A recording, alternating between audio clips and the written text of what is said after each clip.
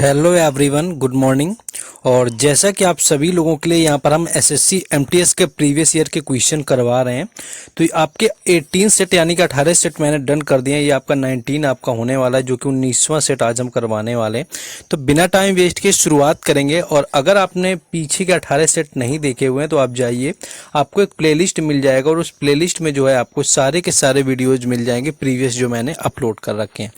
चलिए शुरू करते हैं। क्वेश्चन आपका 19 जो आपका सेट है, यहाँ पर पहला क्वेश्चन कौन सा होगा। पहला क्वेश्चन है कि जो महरी नृत्य और गोटीपुआ नृत्य का संबंध निम्नलिखित में से किस राज्य से है। देखिए यहाँ पर महरी और गोटीपुआ पूछा गया, यानी कि Mahari dance and Gotipua dance are related to which of the following state. तो देखिए महरी या गोटीपुआ की बात करें तो उड़ीसा इसका राइट आंसर हो जाएगा, जिससे कि आपका महरी का भी संबंध है एंड गोटीपुआ का भी संबंध है। कुछ और डांस यहाँ पर आप याद रख सकते हैं कि कुछ और डांस कौन कौन से होंगे। एक तो आपका चैती डांस आपको याद रखना है, जो कि उड़ीसा का होता है। चैती के साथ में आपका एक डंडर नृत्य भी पूछा जाता है, इसको भी याद रखना है।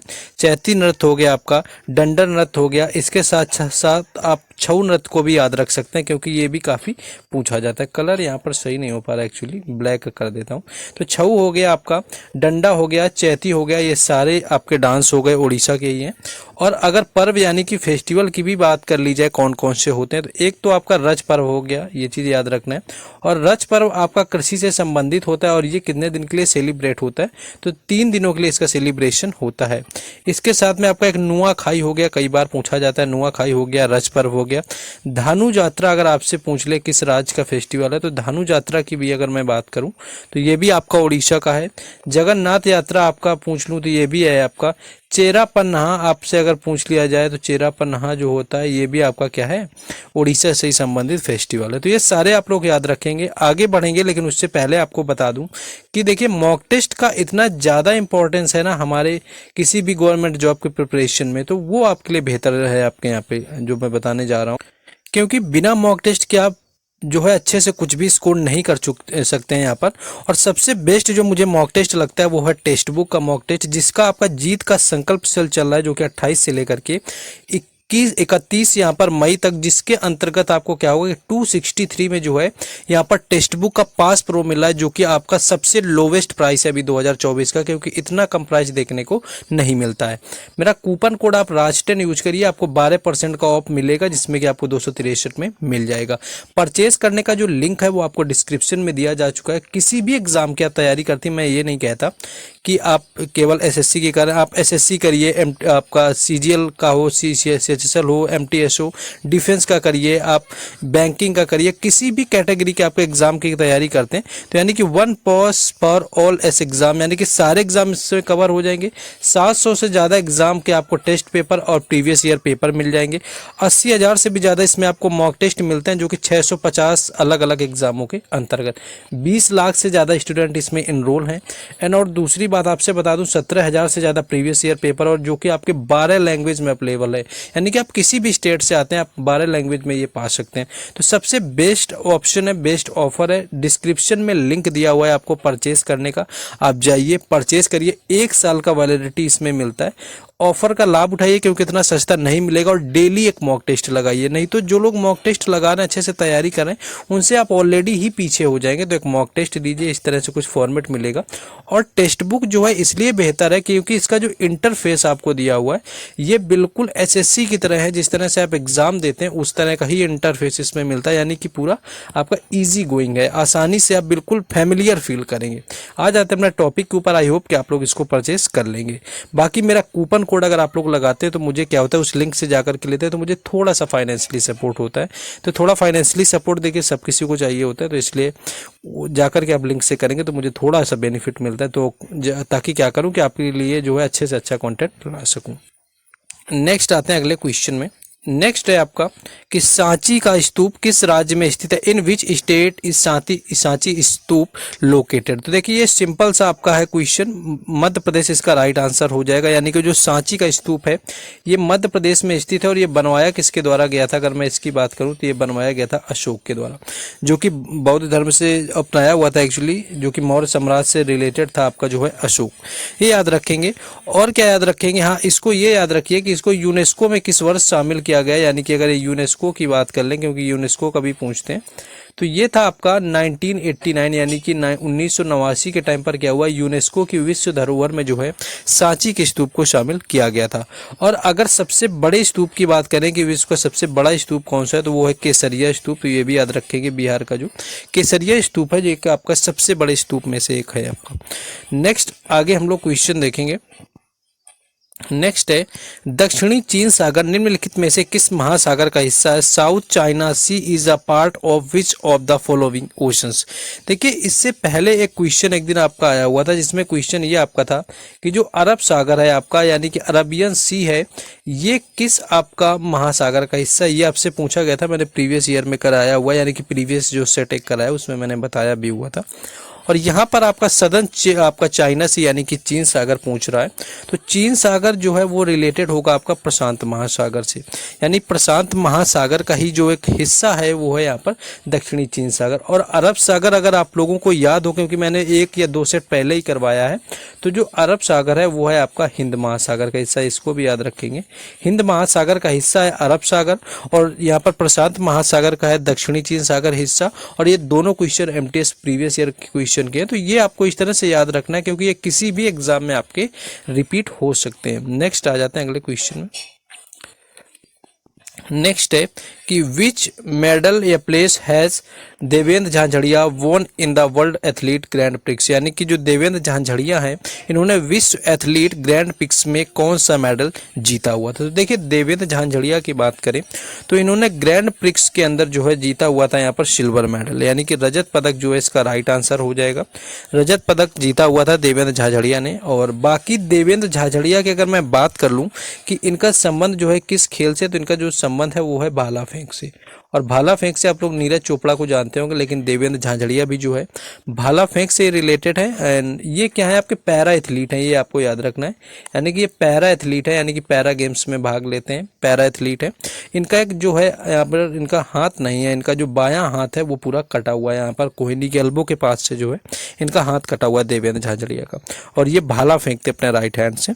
और क्या आप लोग याद रख सकते हैं, यहाँ पर पैरा एथलीट हैं, और पैरा ओलंपिक में जो है 2 गोल्ड मेडल जीतने वाली इकलौते खिलाड़ी। जैसे ओलंपिक के अंदर 2 जो गोल्ड जीते हुए हैं वो पहले खिलाड़ी बने हैं देवेंद्र झाझड़िया, क्योंकि 2004 में जो ओलंपिक हुआ था एथेंस में पैरा ओलंपिक, इसमें भी जीता हुआ था देवेंद्र झाझड़िया ने गोल्ड।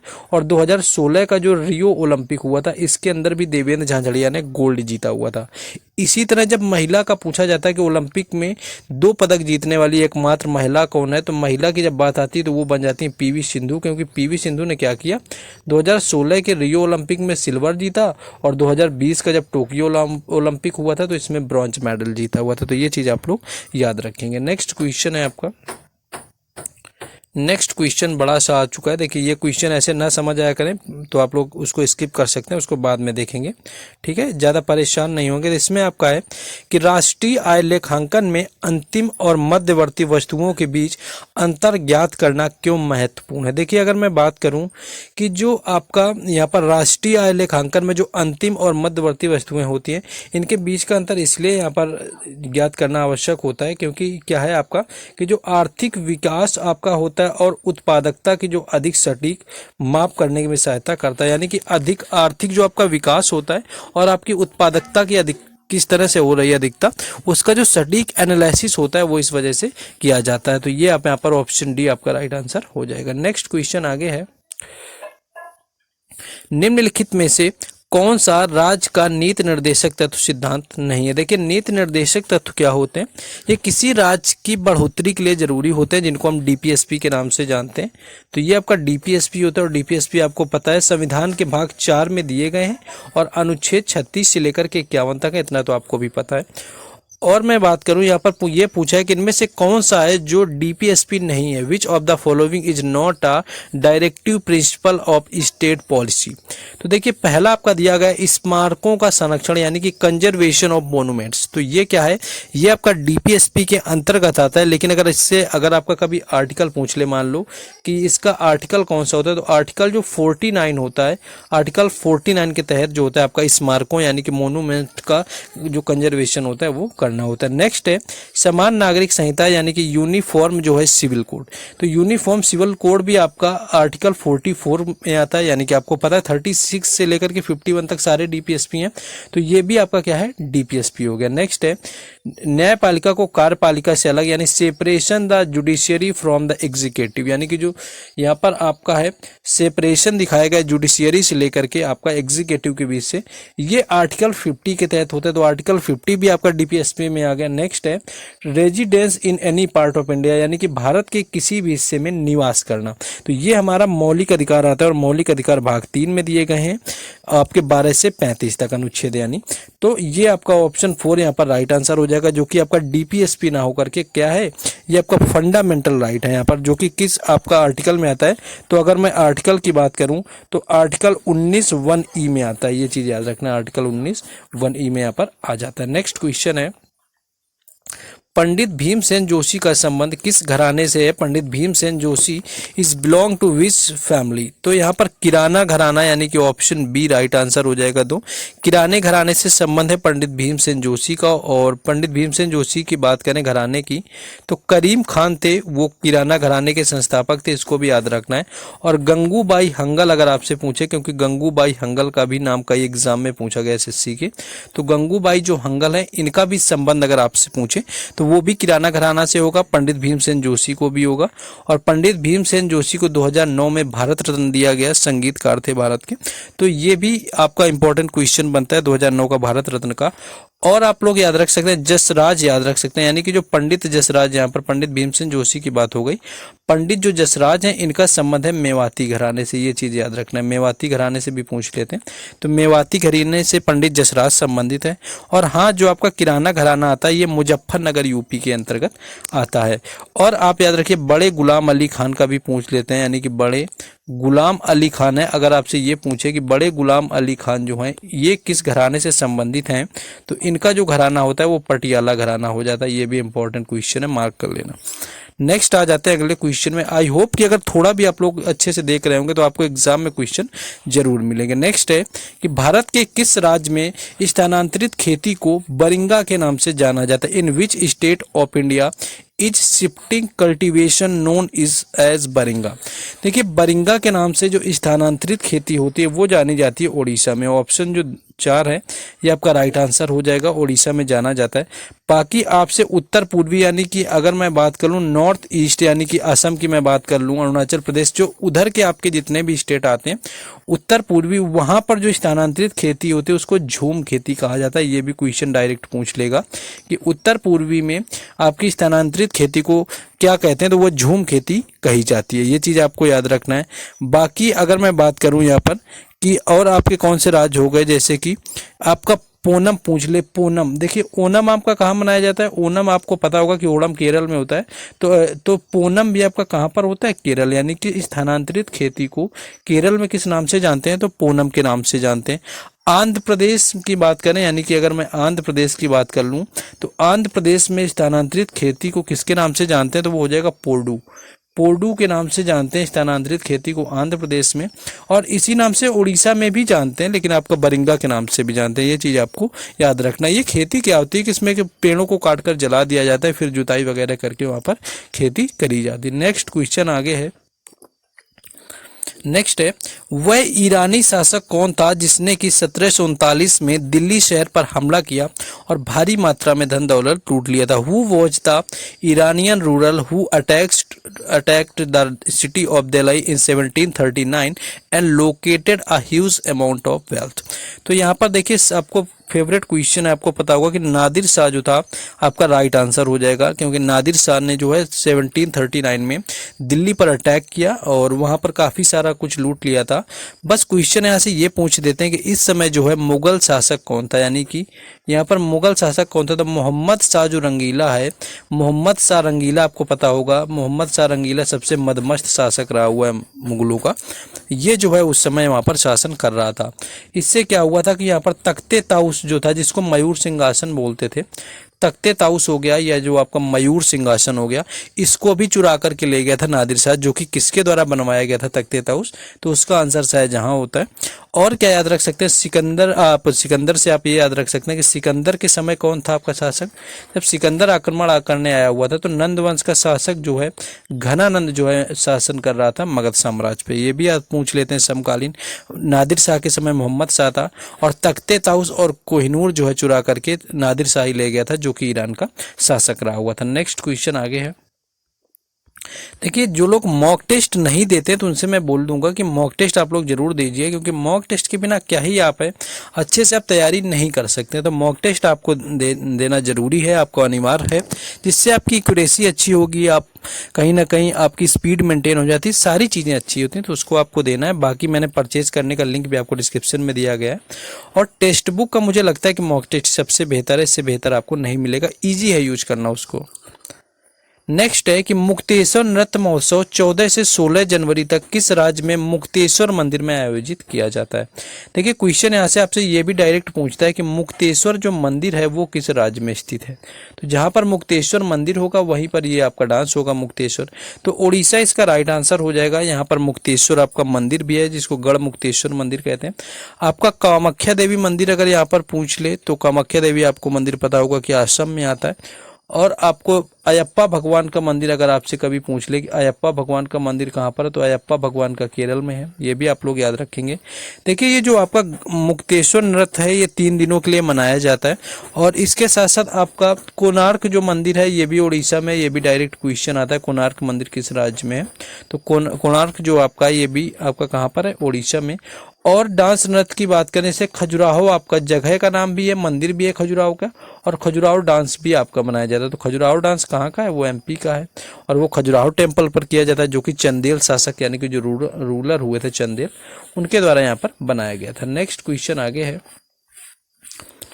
नेक्स्ट है कि भारत के किस पड़ोसी देश की आधिकारिक भाषा धिवेही है। Dhivehi is the official language of which neighbouring country of India. तो धिवेही की बात करें तो धिवेही जो भाषा बोली जाती है वो बोली जाती है आपकी मालदीव में। ऑप्शन जो ए है राइट आंसर हो जाएगा। और यहाँ पर मालदीव की जो ऑफिशियल लैंग्वेज है वो धिवोही है। और इसके साथ साथ महल आपकी अगर आपसे कभी पूछे तो महल जो लैंग्वेज है, महल लैंग्वेज भी आपकी होती है मालदीव की। और इसके साथ साथ जो है लक्षद्वीप में भी जो होता है महल आपकी बोली जाती है। और मैंने एक दिन आपसे पूछा था, एक दिन आपका आया हुआ था अफगानिस्तान की, तो अफगानिस्तान की या तो आपको दारी लैंग्वेज देगा और या फिर आपको पश्तो देगा। उस दिन मैंने जो क्वेश्चन करवाया हुआ था उस दिन ऑप्शन में अफगानिस्तान की पश्तो ना दे करके दारी दिया हुआ था। तब मैंने कुछ और भाषाएं आपको बताई थी। बर्मी अगर आपसे पूछे तो बर्मी आपको पता होगा कि म्यांमार की हो जाएगी। और आपसे सिंघली अगर मैं पूछे, मैंने उस दिन भी बताया था फिर रिवाइज करा, तो सिंघली आपकी हो जाएगी श्रीलंका की, इसको भी याद रखना है। और आप याद रखेंगे कौन सी, जोंगखा आप याद रखिए, जोंगखा आपको याद रखना है। यानी कि जोंगखा जो भाषा है ये कहाँ की है, यह है भूटान की। जोंगखा जो है ये है भूटान की। तो ये कुछ आसपास के यानी कि जो नेबरिंग कंट्री इंडिया की, उनकी सभी की ऑफिशियल लैंग्वेज आपको पता होनी चाहिए, क्योंकि देखिए 2 क्वेश्चन मैं यहाँ पर आपसे लैंग्वेज के ही करवा चुका हूँ। नेक्स्ट आगे है, लेबंग बुमानी नृत्य आपका किस राज्य का फसल नृत्य है। यानी कि Lebang Boomani dance is the harvest dance of which state. तो यहाँ पर त्रिपुरा आपका राइट आंसर हो जाएगा। त्रिपुरा जो है आपका, त्रिपुरा का है आपका यहाँ पर लेबंग बुमानी। और इसमें क्या होता है लेबंग बुमानी, इसके साथ में आपका हार्वेस्ट फेस्टिवल है यानी कि फसल त्यौहार है। और कौन कौन से फसल त्यौहार होते हैं तो आपसे गरिया पूजा अगर आपसे पूछ ले, गरिया जो पूजा है ये आपकी कहाँ की होती है, ये त्रिपुरा की होती है। ये अप्रैल में आपका मनाया जाता है, पशुधन से रिलेटेड होता है। और खर्ची पूजा, ये 2-3 पूजा आपको याद रखनी है। खर्ची पूजा हो गया। और खर्ची पूजा को ऐसे पूछते हैं कि त्रिपुरा का कौन सा त्यौहार है जिसमें कि 14 देवी देवताओं की यानी 14 जो आपके गॉड और गॉडेस होते हैं उनकी पूजा होती है। तो ये आपका खर्ची पूजा में 14 देवी देवताओं की पूजा करते हैं। और गरिया पूजा जो हो गया ये भी त्रिपुरा का है। आपका लेबंग भूमानी हो गया ये भी त्रिपुरा का है, ये आपको याद रखना है। इसके साथ साथ आप लोग याद रख सकते हैं कुछ आपको जैसे डांस वगैरह आपका या फेस्टिवल आपके लुई नागानी अगर आपसे पूछे, लुई नागानी की बात करें तो वो भी आपका कहाँ का हो जाएगा, त्रिपुरा का हो जाएगा। यहाँ पर चू फाट अगर डांस आपसे पूछे तो ये हो जाएगा त्रिपुरा का। याओ सांग अगर आपसे पूछ ले तो याओ सांग भी आपका हो जाएगा, ये भी याद रखना है। इसके साथ साथ आपको कुछ और मैं बता दूं, सिक्किम की अगर यहाँ पर मैं बात करूं, सिक्किम के जो कि आपके लगातार पूछे जाते हैं, सिक्किम का एक आपको सागा दावा याद रखना है। सिक्किम का सागा दावा हो जाएगा और भूमचू हो जाएगा, यानी कि सिक्किम का सागा दावा और भूमचू जो है या लोसंग दे दिया, तो ये आपके कहाँ के हैं, ये आपके हैं फेस्टिवल जो है सिक्किम के। मिजोरम का आपको बांस नृत्य याद रख लेना है, चेराव नृत्य याद रख लेना है। असम का आपका बिहू याद रख लेना है, बिहू के साथ में और भी जैसे मैं आपको बिहू हो गया, बगुरम्बा हो गया, ये डांस वगैरह आप लोग क्या है याद रखेंगे असम से। मेघालय का आप लोग वांगला याद रखिए, ये आप लोग वांगला वगैरह यहाँ पर मेघालय से याद रख सकते हैं। नेक्स्ट क्वेश्चन आगे है कि निम्नलिखित में से नर्तक और नर्तकी से संबंधित कौन सी शैली की गलत जोड़ी की पहचान कीजिए। Identify the wrong pair of dancer and dancers and the respective dance style in the following. पहला है आपका मीनाक्षी चित्ररंजन, तो इनका संबंध किससे है, भरतनाट्यम से। तो मीनाक्षी चित्ररंजन जो है भरतनाट्यम आपका राइट आंसर हो जाएगा। अब मतलब ये आपका सही है, यहाँ पर गलत आपसे बताना है। श्रुति बंदोपाध्याय मणिपुर, ये भी आपका राइट हो जाएगा, इसमें भी कोई गलती है। नेक्स्ट है कुमकुमधर कुचिपुड़ी, इनका संबंध नहीं होता है कुचिपुड़ी से। त्रिलोचन मेहता जो कि छऊ से, ये भी आपका सही है। तो इसमें गलत आपका बताना था, तो ऑप्शन जो 3 है राइट आंसर हो जाएगा, क्योंकि यही आपका गलत है। क्योंकि जो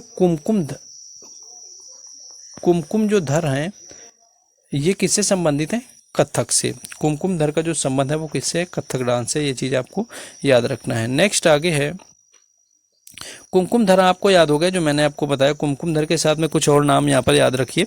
एक आपको सितारा देवी याद कर लेना है कथक से, ये भी कई बार पूछा गया। सितारा देवी कथक से हो गई, और सितारा देवी के साथ में रोशन कुमारी भी हो गई। रोशन कुमारी की मैं बात करूं, रोशन कुमारी की बात करूं तो ये भी किससे हो गई, आपकी हो जाती हैं कथक नृत्य से। तो ये चीज़ आपको याद रखना है।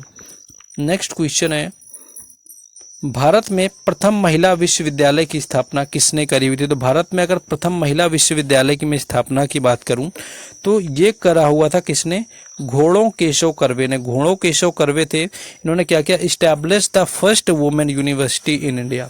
और ये किस वर्ष आपका किया हुआ था, अगर आपसे ये पूछ लूं कि किस वर्ष किया गया, तो 1916 यानी कि 1916 में जो है घोड़ों केशव सर्वे ने फर्स्ट वुमेन यूनिवर्सिटी ओपन करी हुई थी। और ये कहाँ पर ओपन करी हुई थी, तो पुणे में। आप महाराष्ट्र पुणे कुछ आपको दिया होगा, महाराष्ट्र देंगे या फिर पुणे देंगे, ये आपको यहाँ पर आपका इस्टेब्लिश किया हुआ था। और इसका नाम भी बदल दिया गया, यानी कि 1916 के बाद 1920 में इसका नाम बदला गया था और नाम रखा गया था नंदीबाई दामोदर। ये भी याद रखना अगर आपसे कभी पूछते कि नंदीबाई जो दामोदर था women university, Nandibai Damodar women university जो थी, ये कब नाम बदला गया, जो है आपका फर्स्ट जो यहाँ पर हुआ था फीमेल वुमेन यूनिवर्सिटी थी, तो ये 1920 में यहाँ पर नाम बदला गया था। और पहला जब इन्होंने खोला हुआ था तो कुल 5 यहाँ पर स्टूडेंट बैठी थे, यानी कि 5 लड़कियां से इन्होंने 5 गर्ल्स जो स्टूडेंट थे उनसे इन्होंने शुरुआत करी हुई थी। तो 5 छात्राओं को लेकर के खोला हुआ था। नेक्स्ट है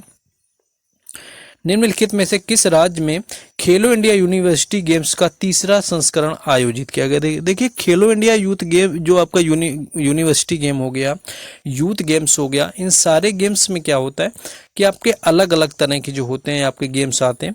तो ऑप्शन में आपका दिया हुआ था उत्तर प्रदेश, जो कि मुझे नहीं लगता उत्तर प्रदेश इसका राइट आंसर था, लेकिन एसएससी के ऑफिशियल आंसर की में दिया हुआ था जो आपका गुवाहाटी में हुआ था तीसरा खेलो इंडिया यूनिवर्सिटी गेम। और देखिए इसमें क्या है कि तरह तरह के कंफ्यूजन आते हैं कौन कौन से गेम होते हैं, तो इसका मैं पूरा डिटेल वीडियो लेकर के आ रहा हूँ। आपका खेलो इंडिया में कौन कौन से गेम होते हैं, कौन सा एडिशन कब हुआ, कहाँ पर हुआ, विनर कौन था, ये सारा मैं डिटेल में वीडियो लाने वाला हूँ 1 या 2 दिन में। तो आप लोग को साथ बने रहना है। आपको लिंक जो है टेलीग्राम चैनल और व्हाट्सएप ग्रुप पर मिलेंगे, यूट्यूब पर नोटिफिकेशन भी आएगा, तो टेलीग्राम चैनल और व्हाट्सएप ग्रुप से भी जुड़ जाना है, लिंक आपको डिस्क्रिप्शन में दिया। नेक्स्ट है भारत का नाम मात्र का कार्यकारी प्राधिकारी यानी कि नॉमिनल एग्जीक्यूटिव अथॉरिटी कौन है, who is the nominal executive authority of India.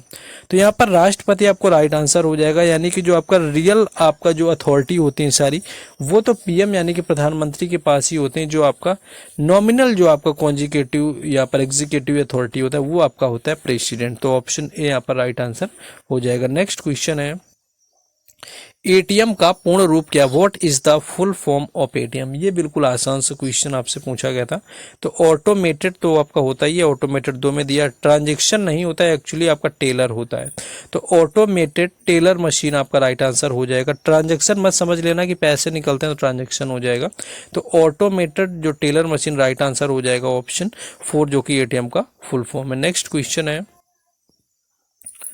निम्नलिखित में से कौन सा संगीतकार पंचम दा के नाम से जाना जाता है? विच of the following musicians is famous by the name of पंचम या पंचम दा?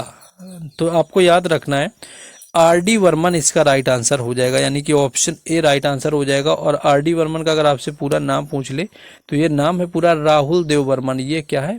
आर.डी. वर्मन है, जिनको क्या है पंचम दा के नाम से भी जानते हैं। बाकी सिंगर से क्या पूछते हैं? ये पूछते हैं कि बप्पी लहरी जो हैं इनका संबंध किस आपका स्टेट से रहा हुआ है? तो वेस्ट बंगाल से था। और आपसे इलैया राजा पूछ लेते हैं।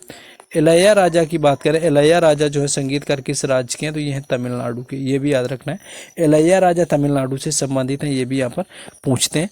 और पूरा नाम की मैं बात करूँ तो गुलजार का अगर आपसे पूरा नाम कभी पूछते हैं तो गुलजार का जो पूरा नाम है वो है संपूर्ण सिंह कालरा। तो ये भी याद रखना है, यानी कि संपूर्ण सिंह जो कालरा हैं ये है गुलजार का पूरा नाम। तो ये चीज़ याद रखना है। नेक्स्ट है कि दिए गए विकल्पों में से मिल्खा सिंह की आत्मकथा को चयन कीजिए, यानी कि which of the following is the autobiography of Milkha Singh? तो ऑप्शन यहाँ पर आपका the race of my life, option 4 दिया गया है। कई बार एसएससी एग्जाम में आया। The race of my life जो बायोग्राफी वो है किसकी? मिल्खा सिंह की। The test of my life की बात करें तो the test of my life जो है युवराज सिंह की है। One life is not enough, ये आपकी है के नटवर सिंह, याद रखना ये इंपॉर्टेंट है। के नटवर सिंह, यानी कि नटवर सिंह की कौन सी है? One life is not enough. और अ शॉट एट हिस्ट्री की मैं बात करूं, यह अभिनव बिंद्रा की। और अभिनव बिंद्रा वही हैं जिन्होंने 2008 के बीजिंग ओलंपिक में जो है गोल्ड मेडल जीता हुआ था शूटिंग के अंदर। तो इसीलिए इनका बायोग्राफी का नाम है अ शॉट एट हिस्ट्री। तो मिल्खा सिंह की पूछी गई थी, the race of my life जो है राइट आंसर हो जाएगा। नेक्स्ट क्वेश्चन आगे है। नेक्स्ट है, कोशिका विभाजन की प्रक्रिया में दो संतति केंद्रकों के बीच आपका फ्रैगमोप्लास्ट का निर्माण किसके दौरान होता है? In the process of cell division आपका phragmoplast form between two daughter nuclei during. तो यहाँ पर अगर मैं बात करूँ कि इसका कब होता है, तो कोशिका जो द्रव विभाजन होता है, यानी कि आपका यहाँ पर हो जाएगा साइटोप्लाज्मिक डिवीजन जो होता है, इसके अंतर्गत जो होता है इसका निर्माण होता है। तो ऑप्शन 3 जो है राइट आंसर यहाँ पर हो जाएगा। नेक्स्ट क्वेश्चन है, भारत ने फाइनल में किस देश को हरा करके 2023 का इंटर कॉन्टिनेंटल का फुटबॉल चैंपियनशिप जीती? तो ये याद रखना है कि जो इंटर कॉन्टिनेंटल होता है ये किससे रिलेटेड आपका होता है? तो ये फुटबॉल से रिलेटेड होता है। फुटबॉल से रिलेटेड और जो ट्रॉफी है वो एक तो संतोष होता है और एक आपका डूरंड होता है। ये लगातार एग्जाम में पूछे जाते हैं। और भारत ने ये फाइनल इसका जीता हुआ था इंटर कॉन्टिनेंटल कप 2023 का। और हारने वाला यानी कि उप विजेता आपका रनर अप रहा हुआ था लेबनान, यानी कि लेबनान को हराया हुआ था। ऑप्शन 4 जो है राइट आंसर हो जाएगा। और आपका ये हुआ कहाँ था? अगर आपसे कभी होस्ट पूछ ले कि इंटर कॉन्टिनेंटल का होस्ट कहाँ पर था, तो ये था कलिंगा स्टेडियम भुवनेश्वर के अंदर। ये चीज़ आपको याद रखना है, कलिंगा स्टेडियम भुवनेश्वर, ये चीज़ आप लोग याद रखेंगे। तो ये था आज आपका सेट 19 सेट है। आगे भी ऐसे ही सेट आते रहेंगे जैसा कि रोज आपके लिए आता है। बाकी बस आप लोगों को थोड़ा सा सपोर्ट करते रहना है ताकि मेरा भी मन लगे, ये आपको जो है लगातार इस तरह के सेट देने में आपके लिए इतना हार्ड वर्क कर पाऊँ। पहली चीज़ लाइक करना है, एंड सेकेंड आपको लाइक करने के साथ साथ अगर चैनल को सब्सक्राइब नहीं किया हुआ है तो आप लोगों को सब्सक्राइब कर देना है, शेयर कर देना है दोस्तों के साथ में। एंड मॉक टेस्ट आप लोग जरूर दीजिए। मोस्ट इंपॉर्टेंट थिंग कि आपका मॉक टेस्ट जरूर देना है, क्योंकि आप लोग बिना मॉक टेस्ट के टैकल नहीं कर पाएंगे अच्छे से एग्जाम। आपकी स्पीड, एक्यूरेसी और सारी चीज़ें वहीं पर मेंटेन होंगी। हर अपडेट हम टेलीग्राम चैनल और व्हाट्सएप ग्रुप पर देते हैं, जिनके लिंक जो है वो डिस्क्रिप्शन में दिए गए हैं। Then go and must join them. बाकी मिलते हैं नेक्स्ट वीडियो में। जय हिंद।